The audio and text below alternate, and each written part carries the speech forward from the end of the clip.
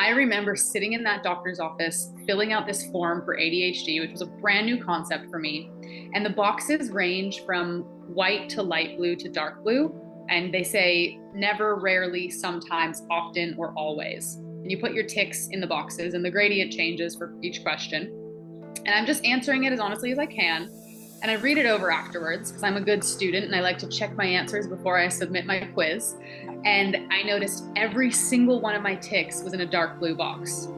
And I was like, this looks like I'm faking. Like, surely this is not accurate. And I read it back over and there was nothing I could honestly change. And I broke down in the doctor's office and was so upset because I was labeling myself now as mentally ill. And it's worth noting as well that my dad had been diagnosed with bipolar about 3 months before this, just before I left for university. So not only did that like raise our awareness about the fact that mental health exists, it ignited this massive fear in me that what if I also have bipolar?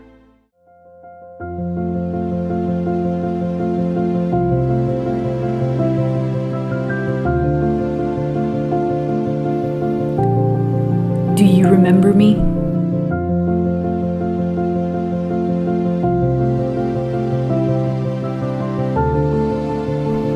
I am the part of you that is wise and alive, that is pure love and beyond your limiting mind.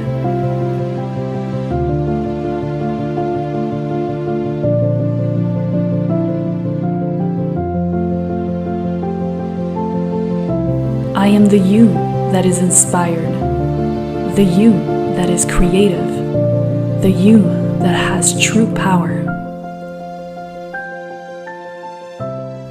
Are you ready to remember you?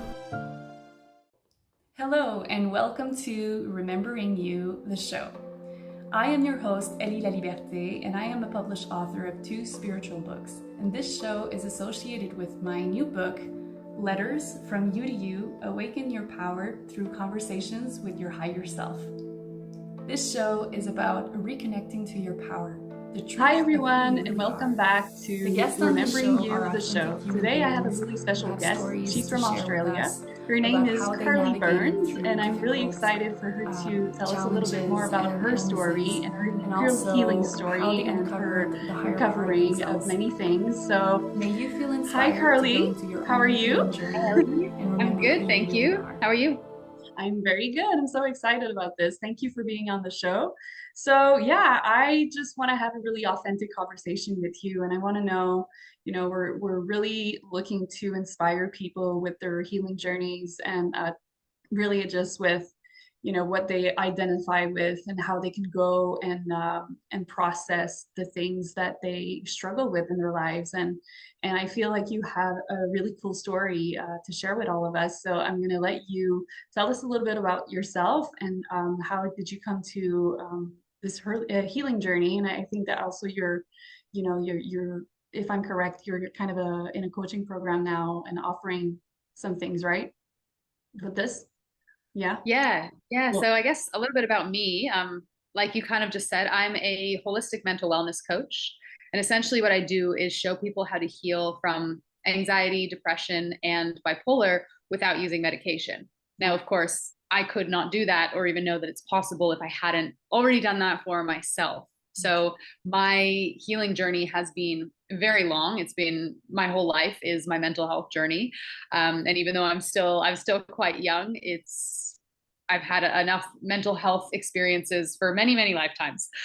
So I know that's what I was put on earth to experience. And it's as much as I have struggled and did struggle for many years, it's a gift ultimately, because now that I'm on the other side of it, I can walk people through that darkness and help them see that there is light on the other side when you do the uncomfortable work and truly decide that you want to heal. exactly. Yeah, that's perfect. Awesome. So, what has been your journey with this? How did it come about that you decided to be a coach? And we all go through some dark night of the souls. I went through a couple of myself in the last couple of years, and so I do believe that you probably went through at least one or two, having had mental health issues and all of that. So I'd like to know a little bit more about like how did you like what happened? How did you go through all of this. Yeah. And like, what did you heal exactly? Yeah, so long story that I'll try and keep short and concise. My mental health journey really began when I was very, very young. My dad was undiagnosed with bipolar, as was I, which of course we didn't know at the time. And he and I really butt heads. We didn't really get along. We were both very stubborn and both really wanted to have our own way. My parents will tell you that even though I had two brothers, they'll say that I ran the household by the time I was 4 years old because I was like, things have to be my way. What we didn't know was this was an intense anxiety and need for control that was manifesting in this tiny little 4-year-old who had temper tantrums. But we didn't know how to manage it. We didn't have words for anxiety, for mental health, for any of this. We just thought you're being a brat and you're having a temper tantrum. And that's what it was kind of brushed off as. So as time went on, I actually planned on ending my own life at the age of 12. And no one around me had any idea. Like I was doing fine in school. I was, going to extracurriculars. I had friends. My parents had no idea. Like no one would have expected this. And I didn't know that it wasn't normal either.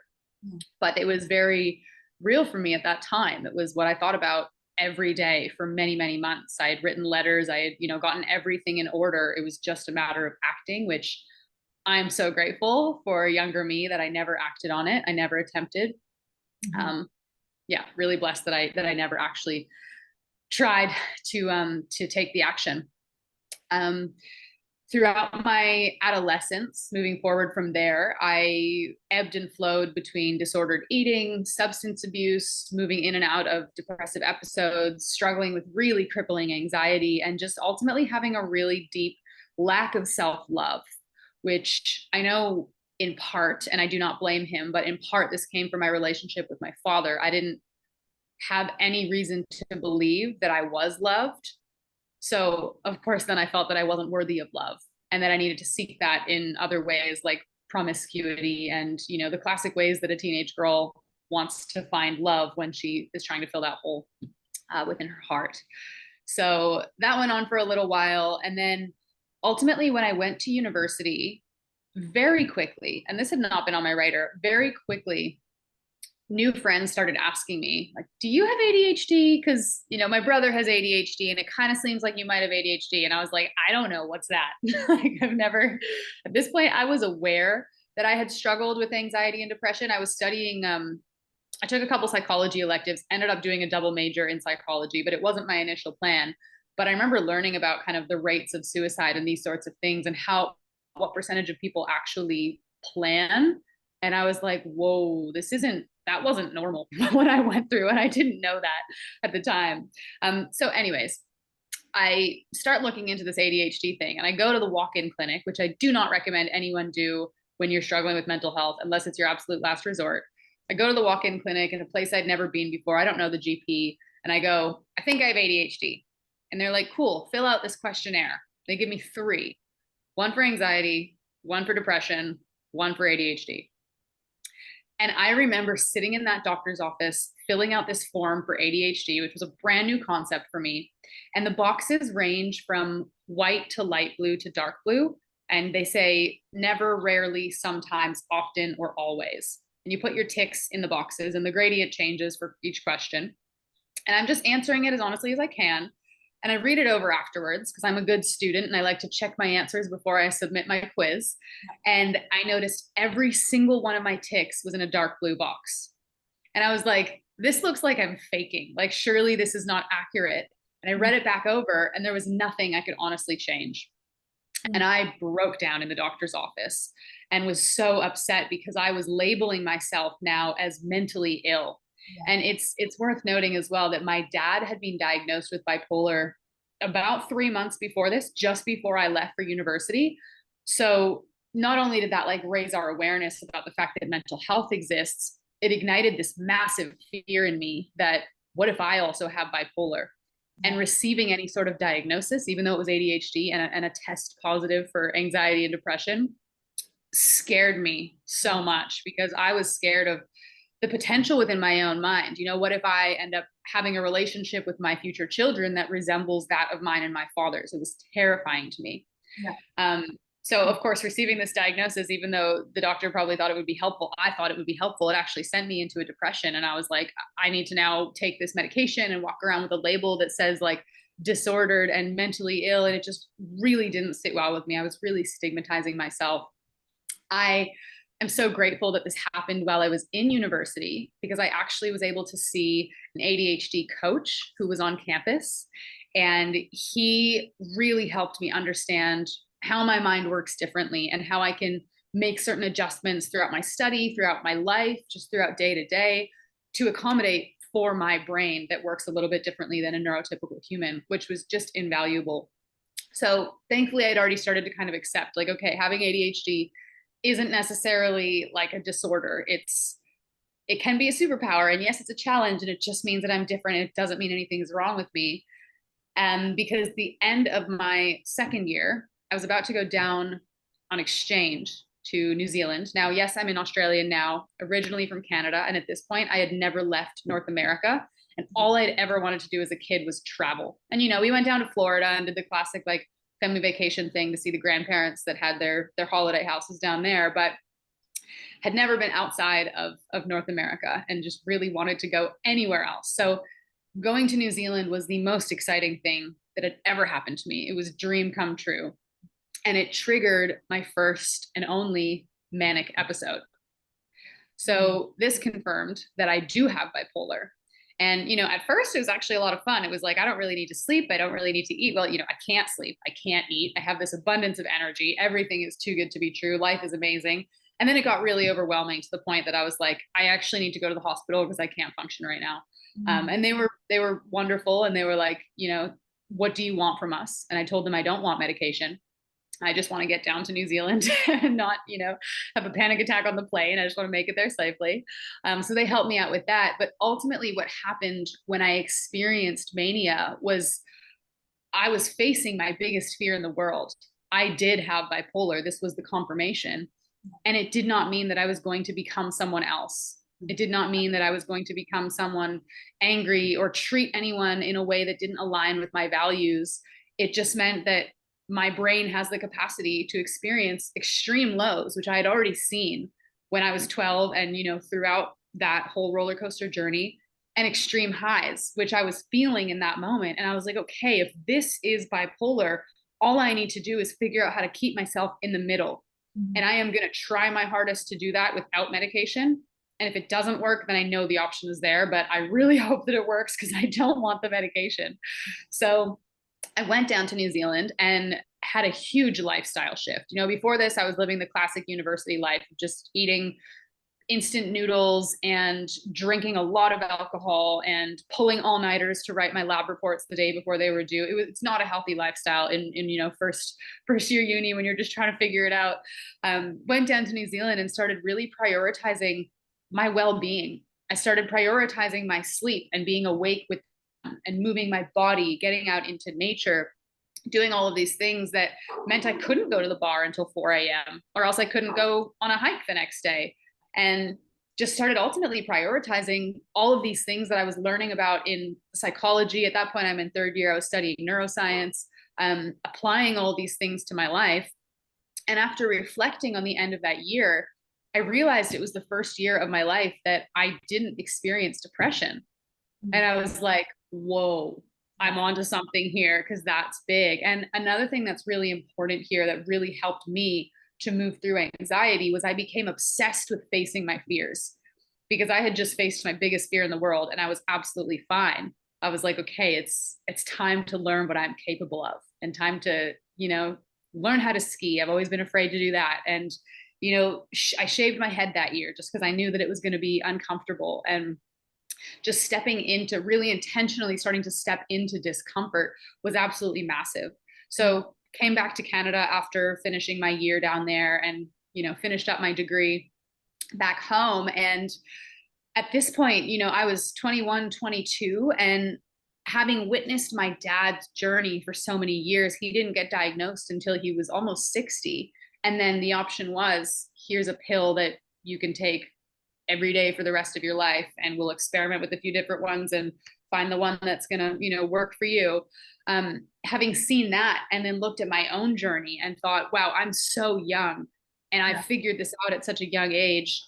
It's my duty to share this with other people. This is not for me. So it took me a long time to actually step into that. Like this was, 5-6 years ago. I mean, 8 years ago since I've experienced the mania.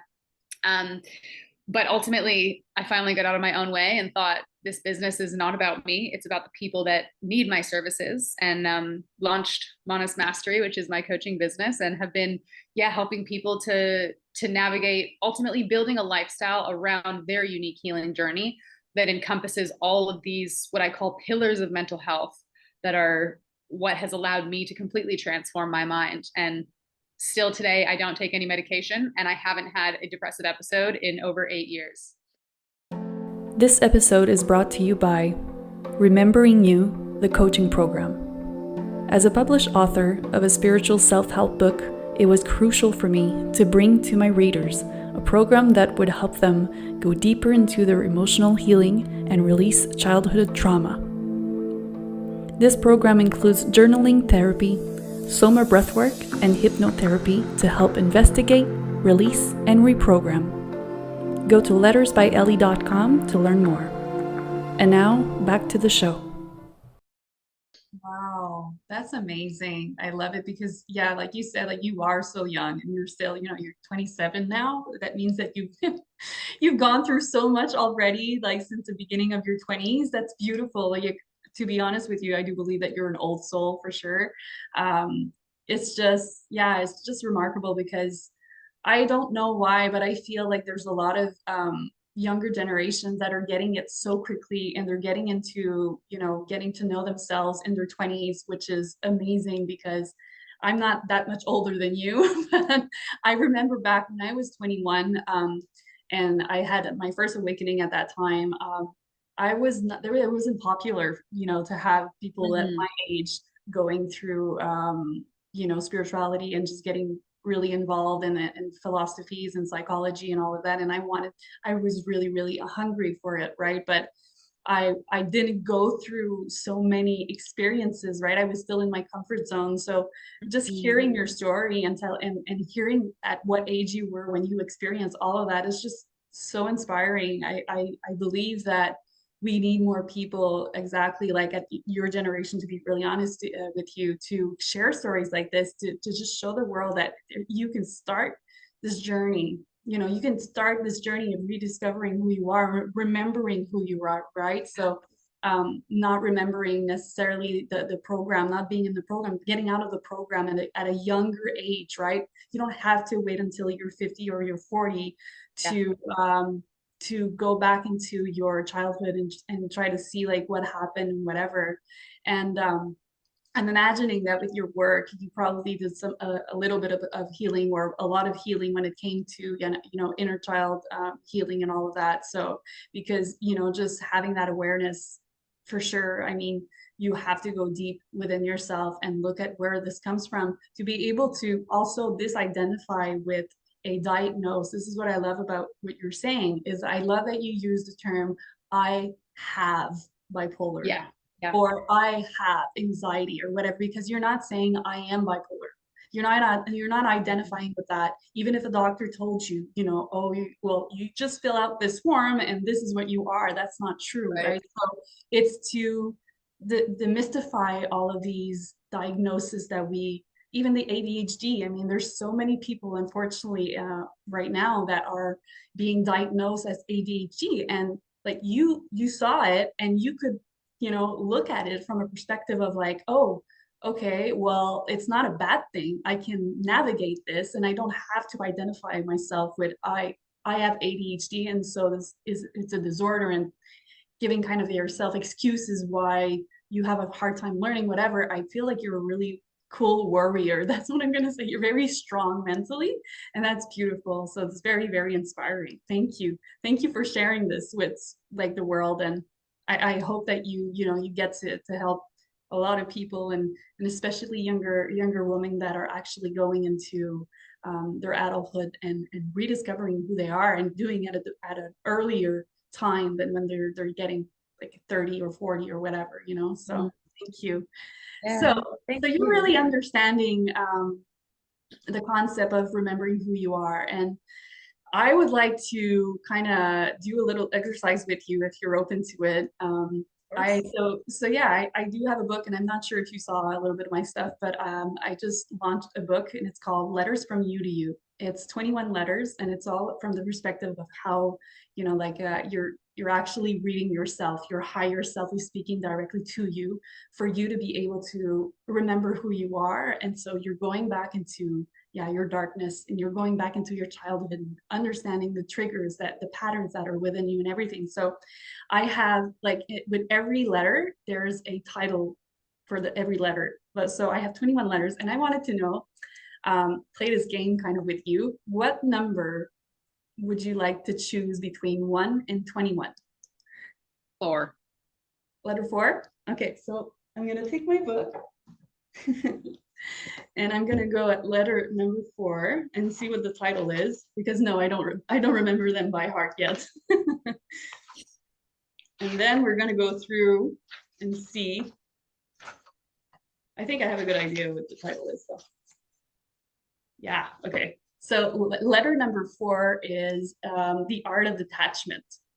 So I want to know, if I tell you The Art of Detachment, how does that resonate with your story? How were you able to, exactly like what I like is that you seem to have this identified with your diagnosis. So I'm wanting to know, like, is there a part in your journey that you were able to understand this concept of, you know, understanding that attachment to all of these things, so the illness, the bipolar and all of that, like, how did you navigate all of this with that? And did you have a sense of detachment? Did you, you know, incarnate that within you?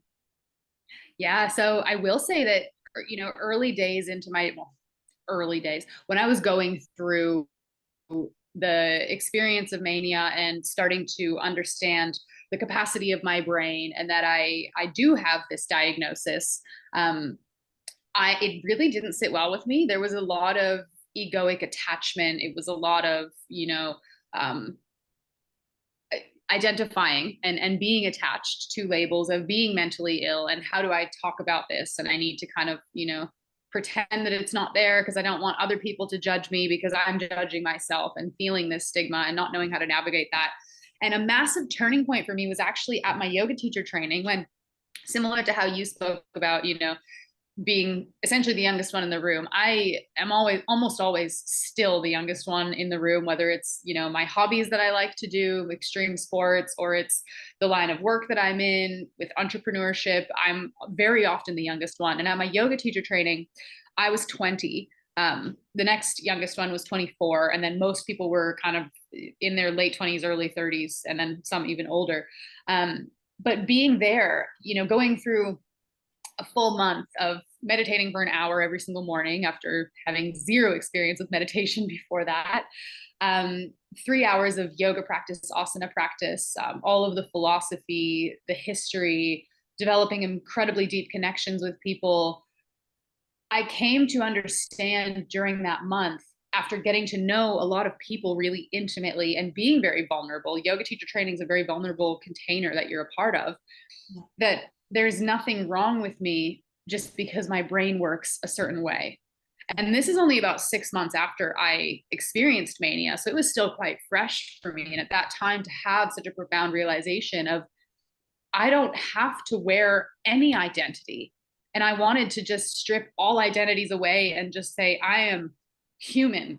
I can identify with that. I'm having a human experience right now. And why can't that just be enough? I don't want to have to wear the identity of, I'm a student and I'm a slackliner and I'm now a yoga teacher and I do XYZ and I have these capacities of my mind. I just want to cut it all away and just be human. And I think that was actually a big part of me shaving my head. This was immediately following my YTT, was learning that I was attached to my hair, and I am again now, for sure. The thought of shaving my head today is very uncomfortable, but that's exactly why in that moment I was like, cool, I love this. So I'm actually going to let it go and see how I feel without it.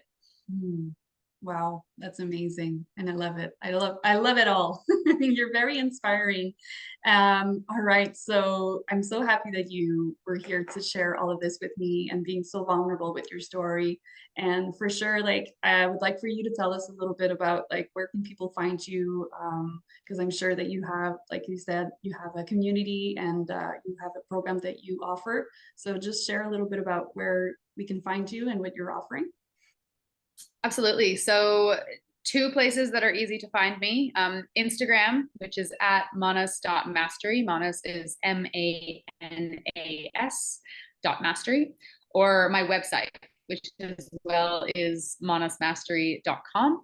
I have a couple of different coaching programs. My main one is the 8 Simple Steps to Naturally Heal Your Mind, which is essentially a breakdown of what took me quite a few years to get a hold of, wrapped into a neat little 4-month bundle where there's, the modules and worksheets and yoga classes that are done in your own time, and then one-on-one coaching with me as well. Soon to be opening a group coaching portal for that too, which will be really powerful to have that community aspect as well.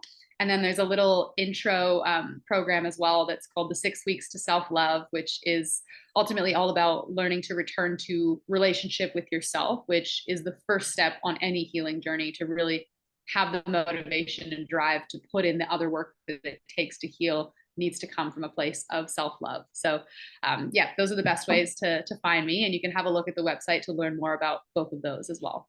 Perfect. And we're going to put it in the description as well in this video so people can find you easily. But all right. Well, thank you so much for your time. And I hope that you're just going to continue to blossom, I'm sure. And you're going to be able to help a lot more people with this story and with everything that you're doing now. And you're still going to evolve and going to other things for sure. We never stop. It's quite a journey, but it's a beautiful one and very expansive one. So I really appreciate human beings that are ready to open up and just be like, let's go, life, bring it on. I am ready, right? All right. So thank you, and we'll have all of this info for everybody to follow you for sure.